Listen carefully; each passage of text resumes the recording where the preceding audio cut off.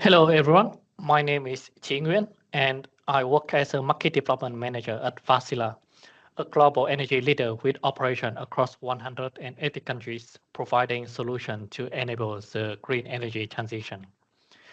Today, I'm excited to revisit a presentation that I delivered at Enlit Asia 2024, where I analyze the impact of 5-minute market settlement on renewable energy integration.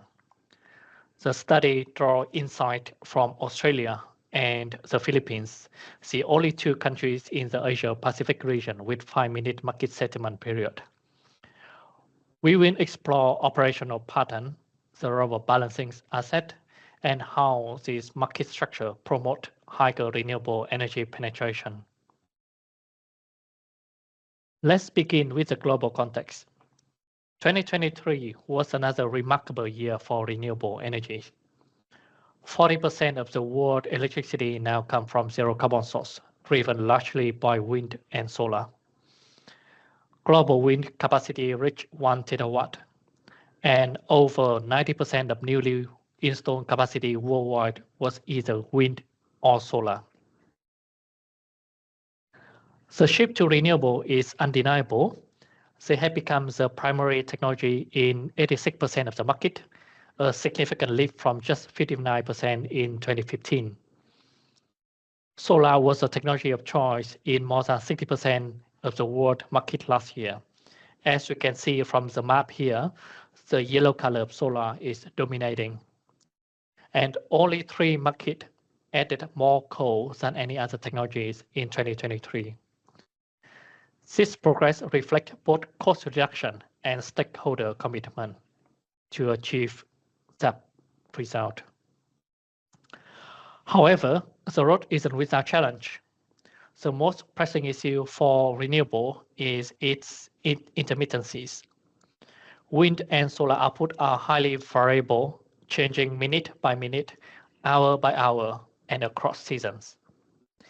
In South Australia, for example, a solar farm can lose up to 90% of its output just within minutes, and wind farm can experience up to 59% drop in similar time frame. So one key metric in system with high renewable share is net demand, which is the total electricity demand minus the renewable generation. What we observed in South Australia was over the past decade, the midday duck curve has deepened significantly. And at the same time, seasonal and daily gaps in net demand have widened, with the difference between peak and low demand doubling in 10 years. This trend highlights the growing need for flexible, responsive assets to maintain the grid balance. Market designs play an important role in integrating renewables. Recommendation from organizations like the International Energy Agency, IEA, emphasize 3 key elements. First, short-term market settlement period is needed. We need higher time granularity to improve the price signal and to foster the efficient bidding and operation of power plant. Second, we need to reduce the market gate closure time. Shorter windows will increase the flexibility and reduce the reliance on inflexible generators.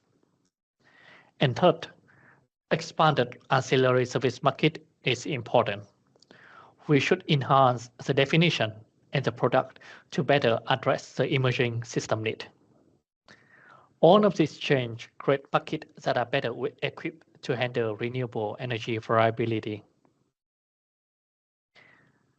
So you might have the question, why we need the transition to 5-minute market settlement? Compared to hourly or 30-minute market, 5-minute settlement has several benefits. It provides a clearer view of variability in renewable output. It also enables better demand forecast and price signal. And lastly, it optimizes investment in flexible generation. All of that would pave the way for higher renewable shares. Now I'd like to draw your attention to a case study that we have been working on.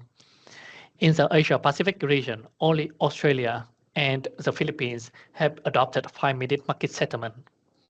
Philippines has a liberalized market since 2006 with 5-minute interval introduced in 2021. Meanwhile, Australia has been operating a wholesale spot market for nearly 2 decades and transitioning to 5-minute settlement also in 2021. Both of these two markets provide valuable data on the benefit of 5-minute market settlement. So we collected the data and we analyzed a full year of 5-minute data from these two markets, focusing on renewable output, pricing pattern, and power plant operation. The finding underscores the importance of flexibility. We need different sorts of flexibility. Flexible engine power plant, for example, are ideal for minute level, hourly, and seasonal balancings. Why? Because they can start quickly, they can ramp up and ramp down quickly, and they can operate at part load efficiently. Meanwhile, we also need battery energy storage system, which excel in short-term balancings, providing frequency control and other ancillary service. In South Australia, we see this technology co-located, working together to support a high renewable grid. Now, let's look at the 5-minute dispatch graph from South Australia. So this is the real-life data that we collected in 2022. Now we can see that the renewable part here, which is the gray area, dominate overall the output, but thermal power plants still play an important role. The orange segment represents a balancing power plant that using internal combustion engine ICE technology. The role of that one is that it ramp up and ramp down in response to the renewable variability. It shut down during the low demand period, and it can start up just within minutes when it is needed. This level of flexibility is critical for maintaining system reliability. However, not all power plants are equally suited for balancings. We use Plexus software to run the simulation on 5-minute market operation in the Philippines to compare the role and the profile of different technologies. First one is the internal combustion engine ICE. We can see that it is highly flexible and it is able to capture all of the price spike effectively. In the middle, we have aeroderivative gas turbine. It has limited flexibility, so only suitable for short-term peaking only. And lastly, we have combined cycle gas turbine CCGT. It has high efficiencies. However, the power plant is inflexible, therefore it is only suitable for baseload generation. The result of our simulation confirms that ICE technology are the most suitable for balancing renewables, while other gas turbine technology are fitted for different purpose. So to wrap up, here are a few takeaways from my presentation. In order to enable a higher renewable share in the market, we need a few things. First, from the technical perspective, not only renewables, but we also need flexible power plant to pair with renewables and also advanced power system modeling to manage renewable variability efficiently and also to plan the system in the most cost optimal way. Second, we also need the right regulatory framework. We should liberalize the market and increase the time granularity so that we incentivize the investment in the right technologies. And lastly, we can only achieve our goal by working together, policymakers, regulators, and all market players must work together in order to achieve a sustainable and net zero energy future. Thank you for listening to my presentation.